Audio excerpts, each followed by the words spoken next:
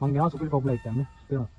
හරි මේකේ සයිස් එක මචං මෙන්න මේ ගිනි පෙට්ටි වලට චුට්ට වැඩි බලන්න. මේ ගිනි පෙට්ටියත් එක තිබ්බට පස්සේ ගිනි පෙට්ටි වලට මේ පල්ල චුට්ටක් වැඩි මිලිමීටර ගන්න. උසාතර තිබ්බට පස්සේ නෙමෙයි. ගිනි පෙට්ටි දෙකක් තරම්වත් උස නැහැ.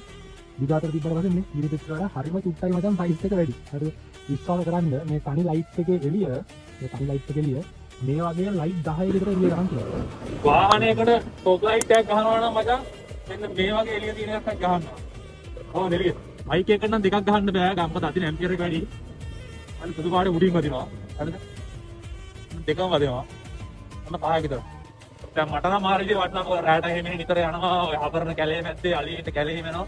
ටීවී වලට වාහන වලට ගහනවා නම් දෙකක් ගැහුවට අවුලක් නැහැ. තාලා තියෙන අර ප්‍රොජෙක්ටර් ලයිට් එකක් නේ. ප්‍රොජෙක්ටර් ලයිට් මේකේ තියෙන අවුලක් තමයි හෙඩ් ලයිට් එක ලොකුට පැතිරෙන්නේ. පොඩි පරාසයක් පැතිරෙන්නේ. තේරෙනවද?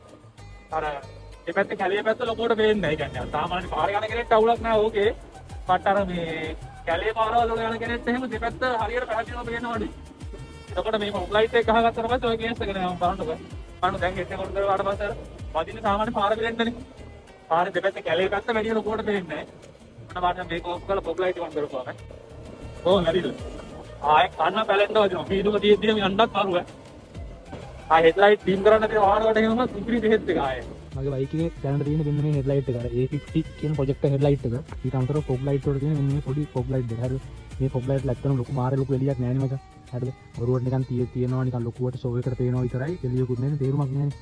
මේ තියෙන මචං අර බයික් වලට හයි කරන පොඩි ෆොග් ලයිට් දෙකක එළිය. හරිද? අර පොඩි නිල් පාට කොළ පාට රින් එකවත් වෙන්නේ. මෙන්න මේ ෆොග් ලයිට් දෙකක එළිය තමයි මේ තියෙන්නේ. හරිද? දැන් මං මචං අලුතෙන් ෆොග් ලයිට් එකක් හයි කරා මේ අතෙන් එළිය වහගෙන ඉන්නේ. ඒතර ෆොග් ලයිට් දෙකේ මං අලුතෙන් හයි කරපුවට පට්ට චූටි ෆොග් ලයිට් එකේ එළිය වෙනස බලන්න ඕනේ. කොහොමද එළිය?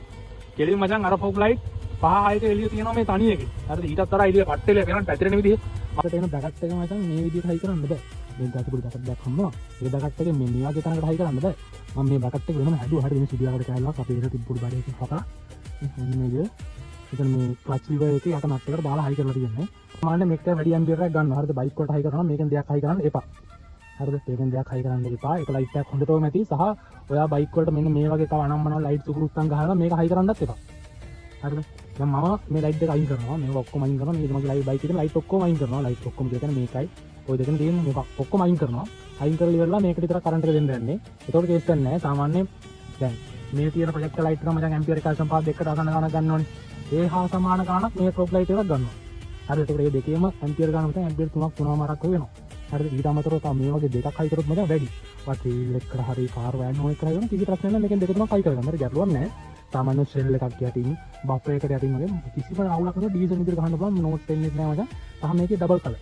සුදු පාටක් පත් වෙනවා, කහ පාටක් පත් වෙනවා. බ්ලින්ක් එකේ නිකන් අර VIP සිස්ටම් එකකට පත් වෙනවා. හරිද? කිසිම අවුලක් නැහැ. එළියක් පැලෙන්න තියෙන එළිය වැඩි නෝට් 10 එක නෑ. හරි ඩීසල් විදිහට ගන්න පුළුවන්. හරි එහෙනම් මේ බැකට් එක හදුවේ කොහොමද කියන එක මේ වීඩියෝ අවසානට කට්ටිය බලා ගන්න පුළුවන්.